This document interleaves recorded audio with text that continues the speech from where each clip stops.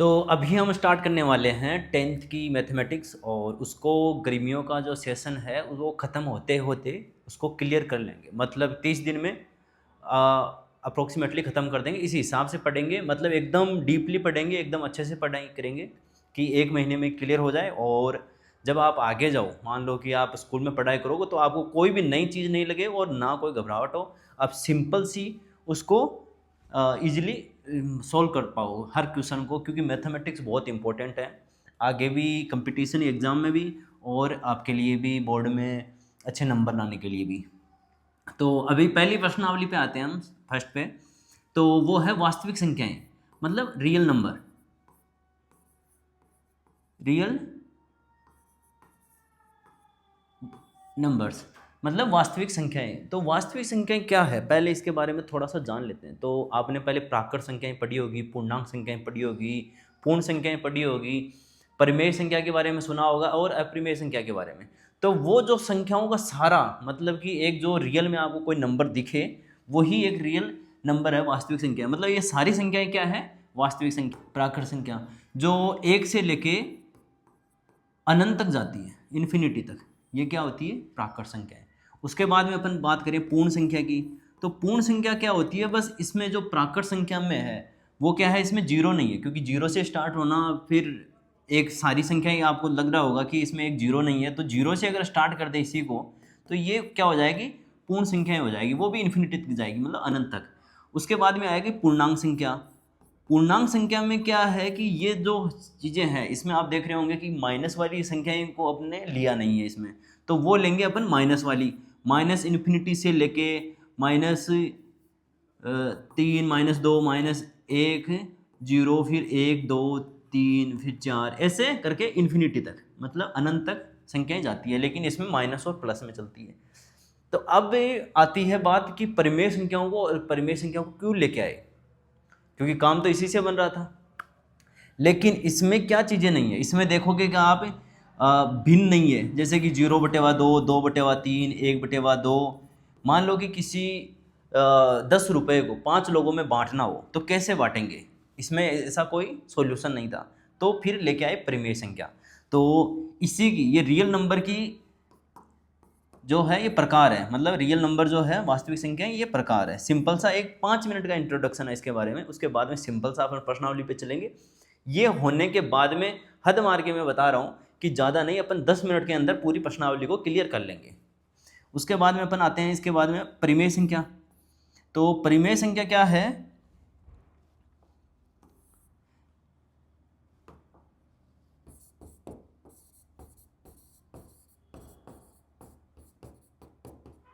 परिमेय संख्या, परिमेय संख्याओं में क्या है, जो भिन्न वाली संख्या है जिसको p/q के रूप में लिखा जा सके। p/q का मतलब क्या है, ये भिन्न है, इसको भिन्न के रूप में लिखा जा सके। लेकिन इसमें एक सवाल और है कि लेकिन q बराबर 0 नहीं होना चाहिए। ये क्यों नहीं होना चाहिए, q बराबर 0 क्यों नहीं होना चाहिए, क्योंकि अगर यहाँ पे मान लो कि जैसे कि ऊपर की तरफ मैं मान लेता हूँ कि ऊपर की तरफ 5 संख्या है या 4, कोई भी XYZ हो, नीचे की तरफ अगर अपन 0 लेते हैं तो 5 में अगर 0 का भाग देंगे तो इन्फिनिटी आएगा, मतलब कि इसका कोई सॉल्यूशन है ही नहीं। मतलब मैथमेटिक्स के पास में इसका अभी तक कोई सॉल्यूशन नहीं है। तो सॉल्यूशन नहीं होने की वजह से ये p/q के रूप में इसको नहीं लिख सकते अपन, इसका एक एग्जैक्ट मान नहीं हो सकता। जैसे कि मान लो कि अपन, आपको मैं ये बोलूं कि 0.2 इसको p/q के रूप में लिखो, तो आप सिंपल सा इसको ऐसे लिख सकते हो 2/10। मतलब जैसे ही आपने ये पॉइंट हटाया नीचे 10 लग गया।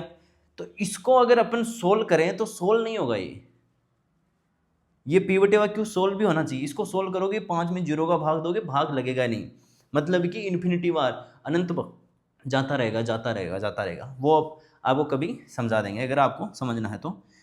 वो लास्ट की क्या है, अपरिमेय संख्या।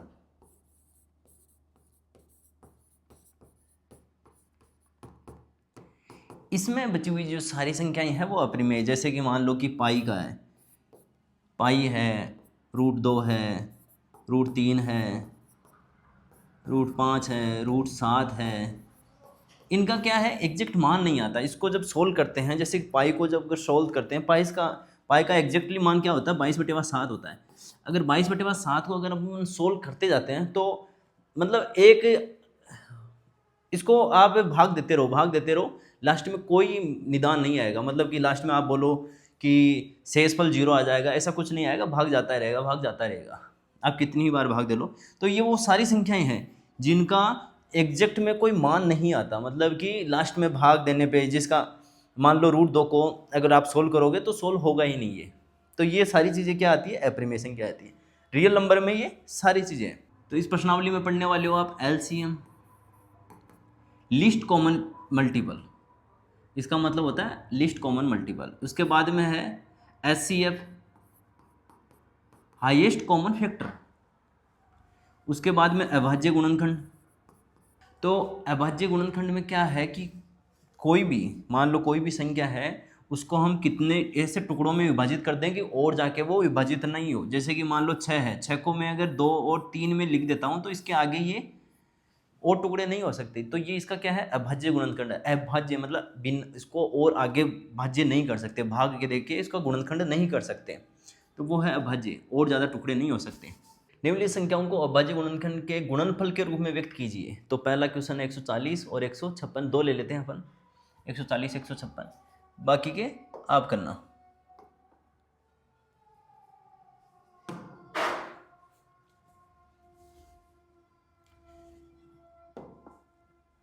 तो पहला है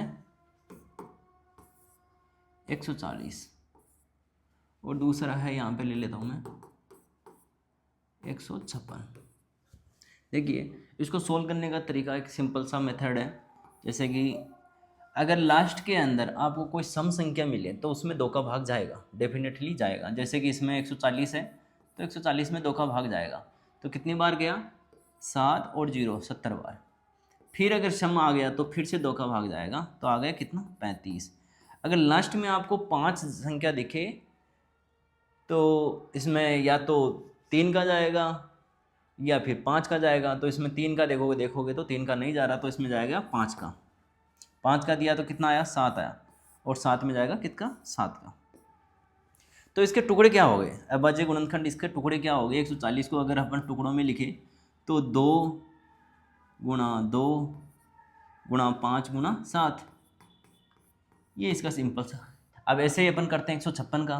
तो 156 को लो, तो 156 में भी सम है तो 2 का भाग जाएगा, कितना आ गया, 7 और 78 बार।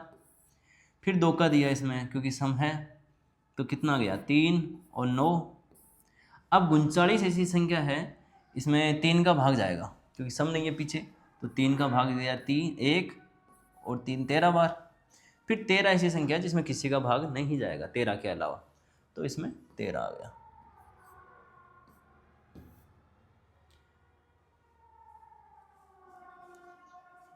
ठीक है, तो ये क्या टुकड़े हो गए, ये टुकड़े हो गए ये वाले।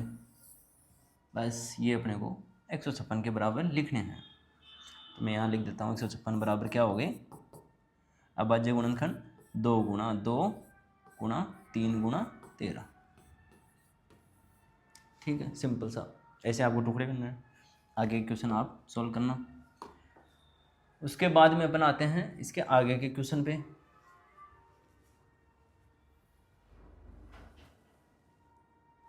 अगर इनमें से कुछ और भी सॉल्व करना हो तो मैं नेक्स्ट क्लास में इसके बता दूंगा, तो आप मेरे को बता देना कोई भी आगे क्वेश्चन करना हो तो।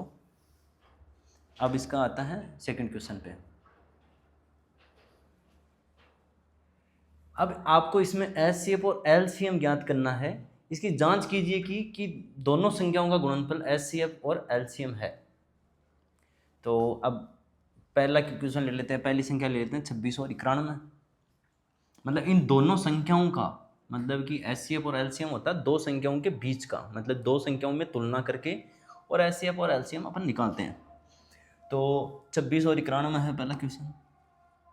अभी 26 और 91, इसका देखिए आपको अभाज्य गुणनखंड पहले करना ही पड़ेगा, उसके बाद में ये HCF और LCM निकालना है अभी के लिए। तो पहले 26 का अगर आप निकालते हो तो 26 को कैसे करोगे, 26 में 2 का भाग जा रहा है 13 आया, और 13 में किसी का भाग नहीं जा रहा, तो 2 × 13 हो गया। तो इसका क्या हो गया, 26 का अगर अब लिखे अपन तो क्या लिखेंगे अपन, 2 इंटू 13। अभी 91 की बात करें तो 91 में किसका भाग जा रहा है, 91 में भाग देते हैं तो इसमें ना 2 का जा रहा, ना 3 का जा रहा, ना 4 का जाएगा, क्योंकि सब में सम का ही जाएगा, तो 4 और 6 का 2 का इनका जाने का मतलब ही नहीं होता।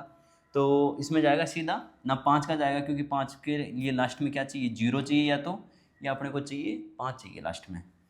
तो इसमें जाएगा 7 का 13, फिर 13 का भाग दिया इसमें, तो इसमें आ गया 7 इंटू 13।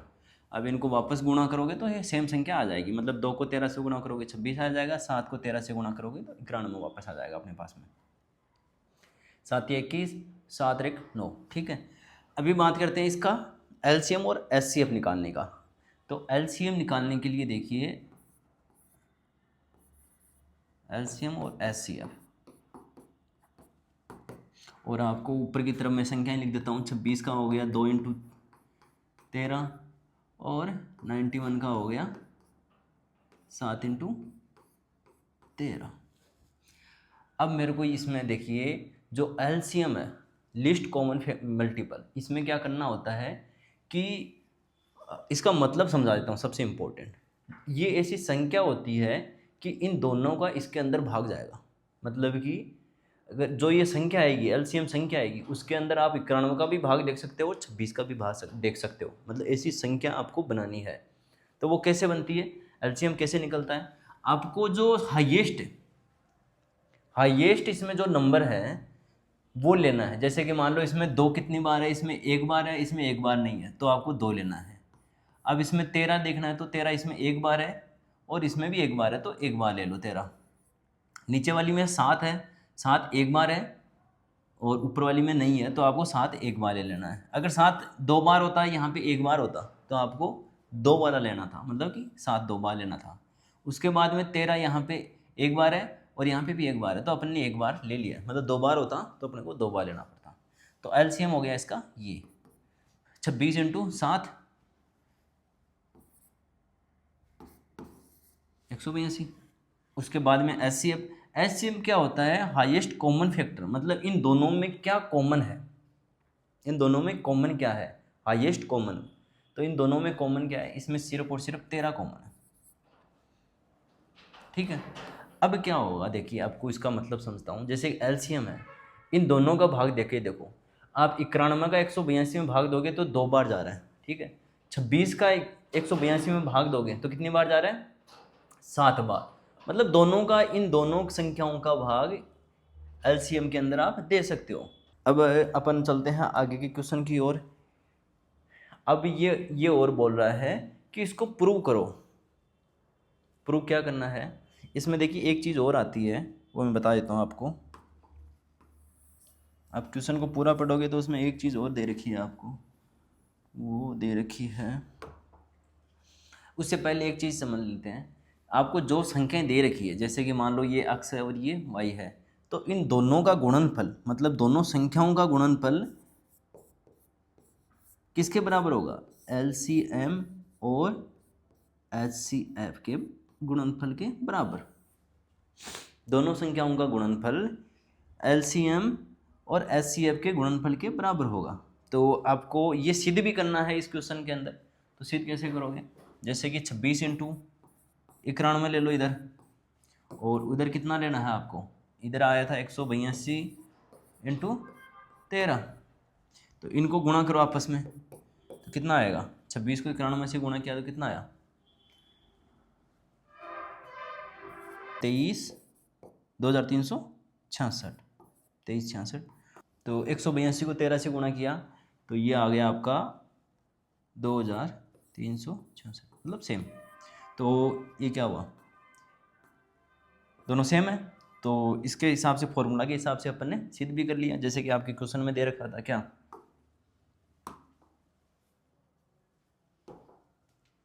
ये देखो इसमें दो संख्याओं का गुणनफल एचसीएफ और एलसीएम के बराबर है, और ये फॉर्मूला भी बन गया। और फॉर्मूला, ये जो फॉर्मूले बनते हैं ना, ये बनते हैं सिंपल क्वेश्चन को सोल्व करने के हिसाब से। अपन चलते हैं अब अगले क्वेश्चन की तरफ। जैसे कि मान लो इसमें ये 510 और 92 का, इसका आप निकालना एक बार कोशिश करना। जो बचे हुए क्वेश्चन है वो अपन अगली क्लास में देख लेंगे। उसके बाद में अगले क्वेश्चन पे आते हैं। अभाज्य गुणनखंड विधि द्वारा निम्नलिखित पूर्णांकों के एचसीएफ और एलसीएम ज्ञात कीजिए। एचसीएफ और एलसीएम ज्ञात कीजिए। ऐसे तो हमने ऊपर की तरफ निकाला है, लेकिन इस बार क्या है, 3 संख्याएं हैं, तो 3 संख्याओं में अपने को निकालना है। तो अपन कोई भी ले लेते हैं, जैसे कि मान लो इसमें ले लेते हैं अपन 3 नंबर क्वेश्चन, 8, 9 और 25। 8, 9 और 25 इन तीनों संख्याओं में, मतलब कितनी भी संख्या ले सकते हैं अपन, इसका एचसीएफ और एलसीएम निकालना। उससे पहले इसका अभाज्य गुणनखंड करना पड़ेगा अपने को। अभाज्य गुणनखंड के लिए कैसे, 8 इसमें 2 का भाग दिया तो कितना आया, 4 आया।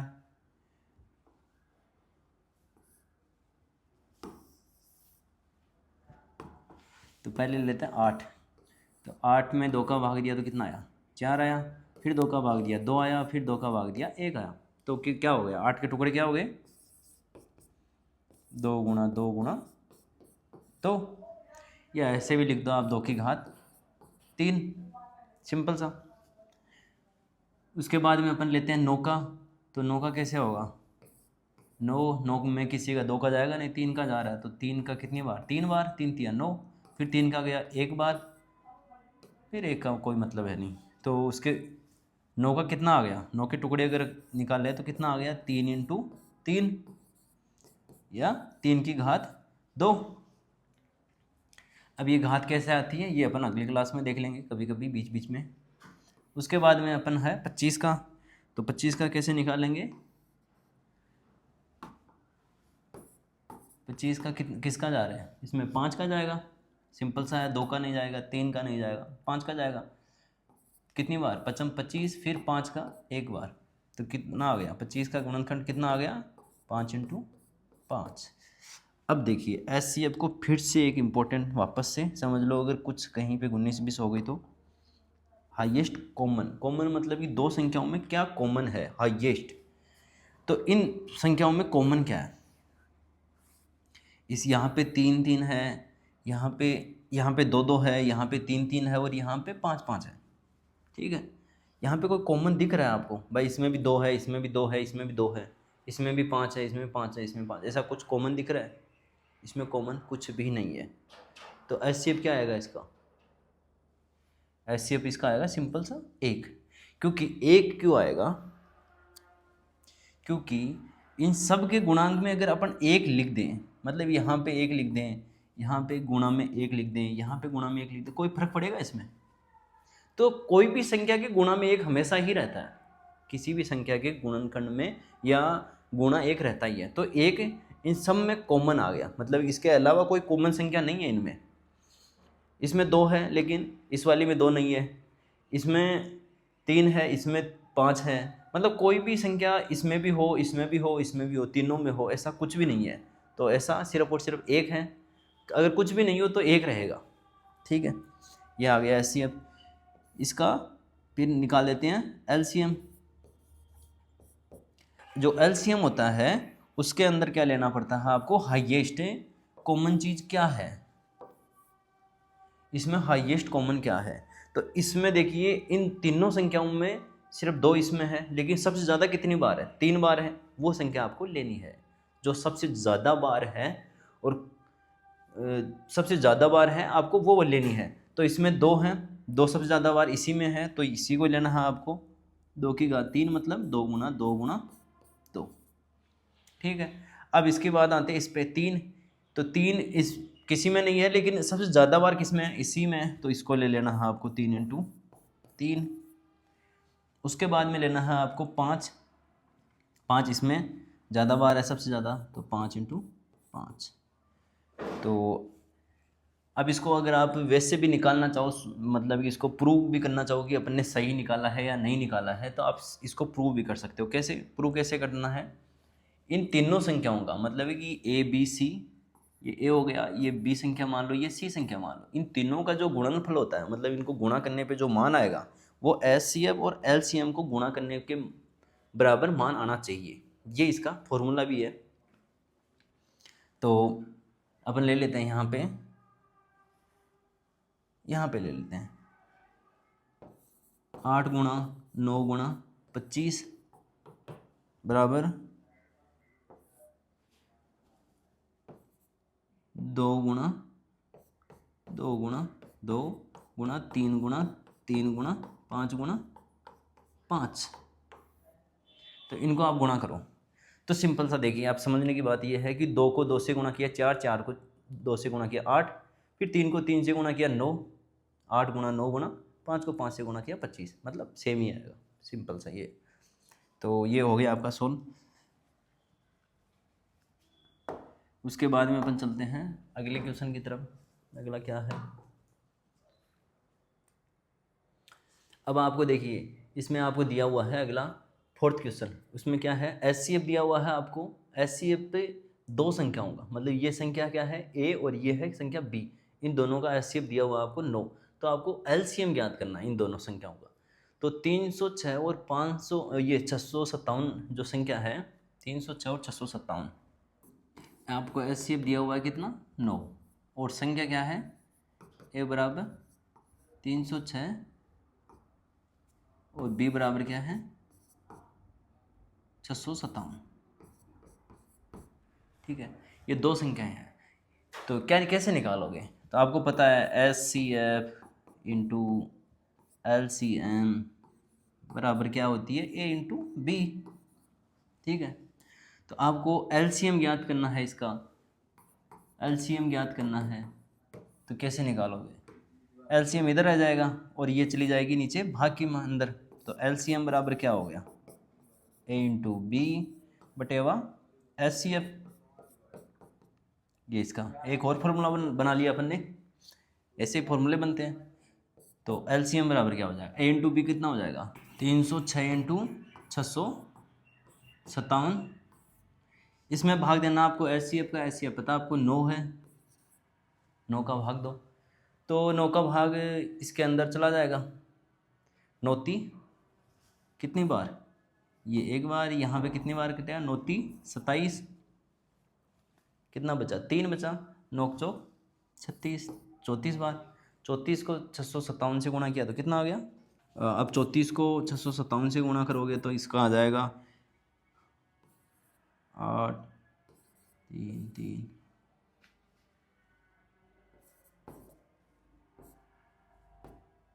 22,338। ये क्या आ जाएगी, वो संख्या आ जाएगी। वैसे संख्या को ऐसे भी सिंपल सा ऐसे भी लिख सकते हैं,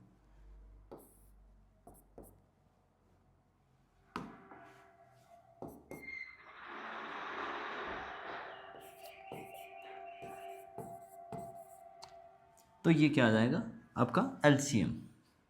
तो सिंपल सा आपको ये याद रखना है कि एच सी एफ गुणा एलसीएम बराबर दोनों संख्याओं का, या 3 संख्याएं 4 संख्याएं जितनी भी हो A B C D E F, इनका गुणनफल क्या होगा एच सी एफ और एलसीएम के गुणा के बराबर। संख्या से मतलब नहीं है ए बी की जगह पे यहाँ पे बहुत सारी संख्याएं हो सकती है, सी डी ई एफ जितनी भी संख्याएं हो, मतलब दो सबको गुणा करने का क्या आएगा H C F into LCM, इन दोनों का मान क्या होगा हमेशा बराबर होगा। तो ये हो गया। अगले क्वेश्चन की तरफ चलते हैं। जांच कीजिए कि क्या किसी प्राकृत संख्या n के लिए संख्या 6n अंक 0 पर समाप्त हो सकती है क्या। देखिए इसका मतलब ये है, आपको क्वेश्चन थोड़ा सा समझना है।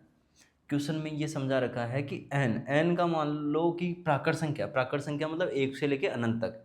तो यहाँ पे n की जगह अपन 1 2 3 4 5 6 7 ऐसे कुछ भी रखें, तो क्या उसका अंक लास्ट में, जैसे कि 100 के लास्ट में 0 आता है ना, 100, या फिर जैसे कि यहाँ पे देखो 100 मान लो,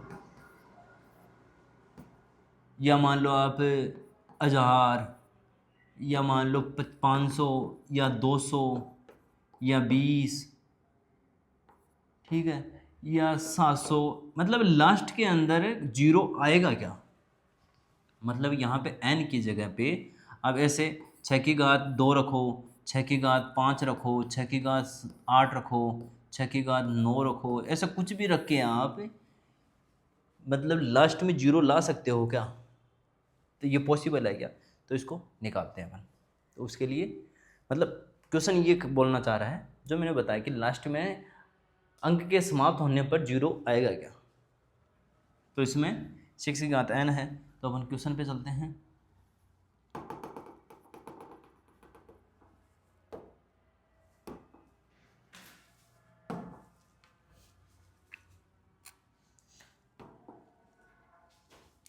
तो अपना क्वेश्चन था 6 की घात n, और n बराबर क्या है, n बराबर क्या है, 1 से लेके 2 3 मतलब अनंत तक, इन्फिनिटी तक, कुछ भी हो सकता है, ये कुछ भी हो सकता है। तो देखिए पहले 6 को अगर अपन लिखें तो सिंपल सा मैं आपको ऐसे बोलूँ, 6 को अपन 2 इंटू 3 में भी लिख सकते हैं, ठीक है। और कोई भी संख्या के लास्ट के अंदर जीरो किसके अंदर आता है, तो आपको देखा होगा सिर्फ और सिर्फ जो संख्या 5 से गुणा हो रही है, जैसे कि ओनली ऐसी 5 का जो फाड़ा है उसके अलावा ऐसा कोई भी संख्या नहीं है जिसमें मतलब कोई भी संख्या हो जिसके अंदर 5 का भाग जा रहा हो तभी जीरो आएगा। इसके अलावा कोई भी कुछ भी नहीं है, मतलब कोई भी ऐसी संख्या नहीं हो सकती जिसमें 5 का भाग नहीं जा रहा हो और जीरो आ जाए। 5 से जो संख्या भाग जा सकता है जिस संख्या में, वो ही संख्या के लास्ट में जीरो आ सकता है, ठीक है। जैसे कि मान लो कि 5 का है, 5 एकम 5, 5 दूनी 10, 5 तीन 15, 5 चौके 20, 55 25, 30, 35, 40, 45, 50। सिर्फ और सिर्फ 5 के गुणनफल वाली जो संख्याएं है ना उसी में जीरो आता है। इसमें देखो सब में जीरो है, ठीक है। तो क्या है, 5 के गुणनफल वाली संख्या में ही जीरो आ सकता है, उसके अलावा नहीं आ सकता, किसी में भी पॉसिबिलिटी ही नहीं है, ठीक है। तो अब देखो ये तो मान लो कितना भी हो गया, n का मान तो मान लो कितना भी हो गया, n का मान एक बार मान के देख लो आइडिया से कि मान लो 6 की घात अपन मतलब 2 इंटू 3 की घात मान लो, n की जगह पे मान लो 5 मान लेते हैं अपन, ठीक है। 5 मान ली, मतलब इसका मतलब क्या हो गया, 5 का मतलब 5 का मतलब ये हो गया कि ये दोनों संख्याएं 5 बार है, 2 इंटू 3 कितनी बार है, 5 बार है।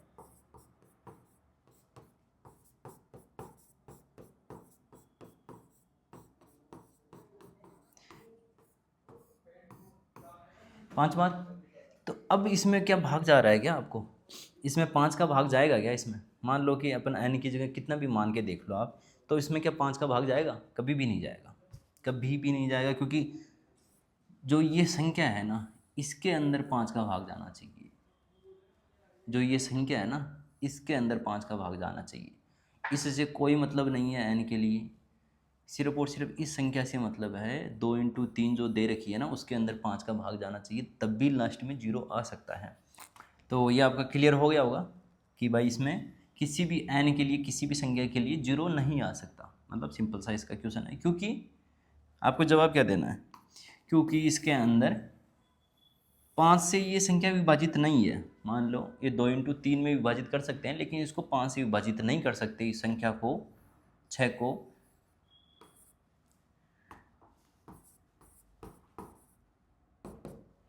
इस 6 को 5 से विभाजित नहीं कर सकते, इसलिए ये संख्या क्या है, इसमें संख्या के किसी भी संख्या n के लिए मतलब किसी भी n के मान के लिए इसमें जीरो नहीं आएगा, 5 से विभाजित नहीं हो सकती, इसके लिए नहीं होगा।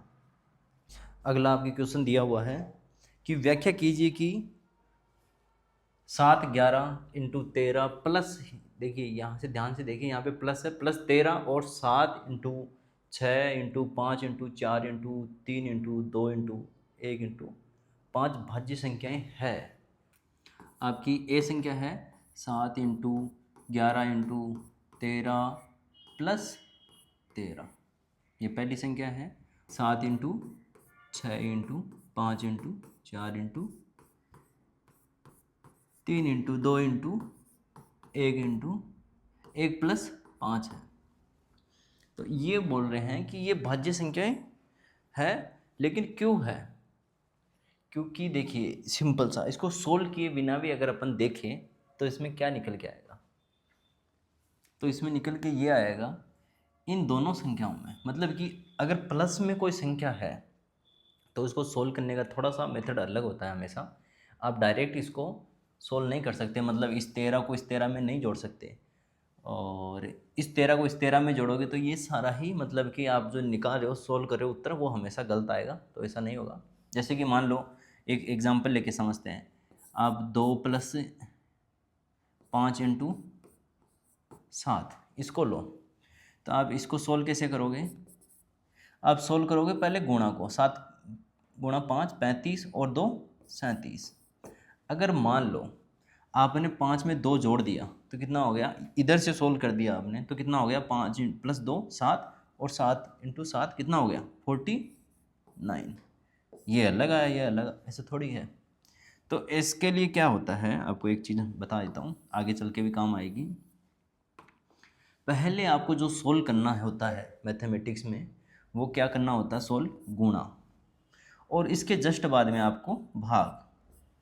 ठीक है, या गुणा और भाग को आप साथ में भी सोल्व कर सकते हो। उसके बाद में उसके अंदर आपको सोल्व करना है क्या? प्लस या माइनस, इन दोनों को आप साथ में सोल्व कर सकते हो, या आगे पीछे कैसे भी सोल्व कर सकते हो। इन दोनों को साथ में सोल्व करना है, लेकिन पहले फर्स्ट में इनको सोल्व करना है और सेकंड में इनको सोल्व करना है। ये हमेशा याद रखना, नहीं तो हमेशा गड़बड़ रहेगी उत्तर में। तो अब देखते हैं इसमें, तो ये दो मान हो गए अलग अलग। तो इसमें मान लो कि मैं 13 कॉमन ले लेता हूँ यहाँ से। तो इस संख्या में 13 कॉमन लिया तो क्या बचा मेरे पास में? 7 इंटू 11 इंटू, यहाँ पे 13 को कॉमन ले लिया तो 1 बच गया, प्लस अब इस 13 में से भी मेरे को 13 कॉमन लेना पड़ेगा, तो यहाँ पे भी क्या बचा? 1 बचा। अब इसको अगर वापस से आप खोलोगे तो कैसे खोलोगे? 7 इंटू 11 इंटू और 13 को वापस इससे गुणा कर दो। ठीक है, तो गुणा करोगे तो 13 वापस आ जाएगा, और 1 को 13 से गुणा करोगे तो वापस मतलब ये संख्या आ जाएगी। तो ये अब देखिए आप, तो ये संख्या भाज्य है या नहीं है, पहले ये बात आती है अपने पास में कि इसको व्याख्या कीजिए कि ये संख्या भाज्य है। तो भाज्य होने का मतलब क्या है? इसके आगे और टुकड़े हो सकते हैं, तो इसके टुकड़े हो रहे हैं कि नहीं? इसमें 13 का भाग गया कि नहीं गया? तो 13 का भाग जाने की वजह से क्या होगी? ये संख्या भाज्य है, मतलब भाज्य है ये संख्या।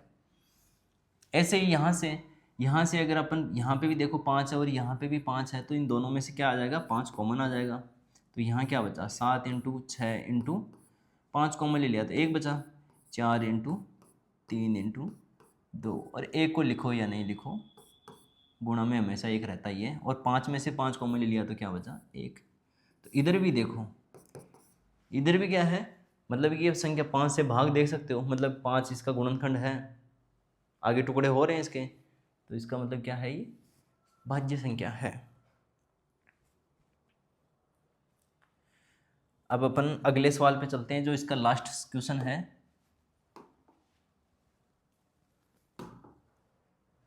वो है इसका, ये सबसे इम्पोर्टेंट है ये, क्योंकि ये आपके जो बड़े बड़े कंपटीशन वाले एग्ज़ाम हैं उसमें भी ऐसे क्वेश्चन पूछे जाते हैं आपसे। किसी खेल के मैदान के चारों ओर एक वर्ताकार पथ बना है। तो इसको थोड़ा सा इधर ही समझ लेते हैं क्या बोल रहा है।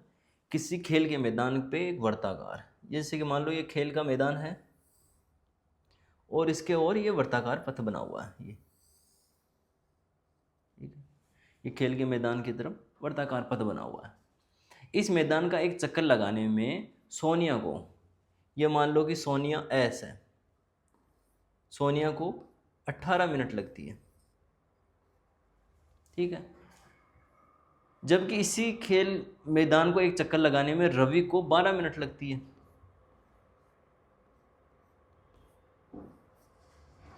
रवि को 12 मिनट लगते हैं। मान लीजिए कि दोनों एक ही साथ एक ही स्थान से और एक ही समय पर चलना प्रारंभ करें, तो एक ही दिशा में चलते हैं तो कितने समय बाद में पुनः प्रारंभिक स्थान पर मिलेंगे। मान लो कि ये दोनों ये यहीं से स्टार्ट करते हैं, दोनों इसी साइड, मतलब एक ही दिशा में दौड़ना स्टार्ट करते हैं।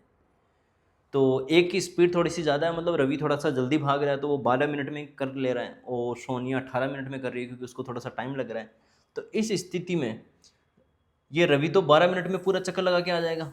इसको कितना मिनट लगा? एक चक्कर लगाने में 12 मिनट, और दूसरा चक्कर लगाने में 24 मिनट, मतलब 2 चक्कर लगाने में 24 मिनट, 3 चक्कर लगाएंगे तो 36 मिनट। जबकि सोनिया को पहला चक्कर लगा के आएगी तो कितना लगेगा? 18 मिनट, और दूसरा चक्कर लगाएगी तो फिर 18 मिनट, मतलब कि 36 मिनट। तो अब एक कॉमन सी बात है, क्योंकि आपको वहाँ पे ज़्यादा टाइम नहीं मिलेगा कि कैसे सोल्व करना है, मतलब कि कंपटीशन के एग्ज़ाम के लिए, तो वहाँ पे आप डायरेक्टली इसको निकालोगे कि कॉमन क्या आ रहा है दोनों में।